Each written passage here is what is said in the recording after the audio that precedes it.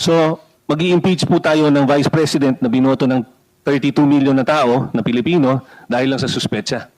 Binasa po nyo itong mga nakalagay sa Article 5 regarding unexplained wealth, SALN violations, bank records, and financial forensics. Nakalagay lahat sila based on assumptions in preliminary documentary leads, hindi po solid proof. It keeps saying that a forensic review will uncover unexplained assets, but as of now, wala naman napakita yung complaint. Wala man lang attachments na kahit ano to prove itong sinasabi na unexplained wealth. First, the complaint talks about supposed discrepancies in the SALNs, but differences in reporting do not automatically mean someone was dishonest. Hindi po ako abogado, but I'm an economist. Bago po ako naging congressman, alam naman po natin na property values change.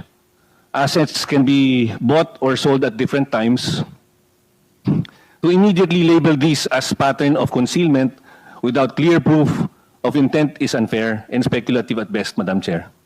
Second, kailangan daw po ng forensic financial review to reconcile declared income and assets sa SALN.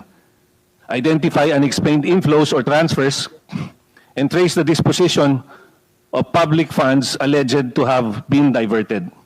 Hindi ba dapat po trabaho ito ng complainant na mapakita ng ebidensya sa reklamo niya para maging sufficient in substance?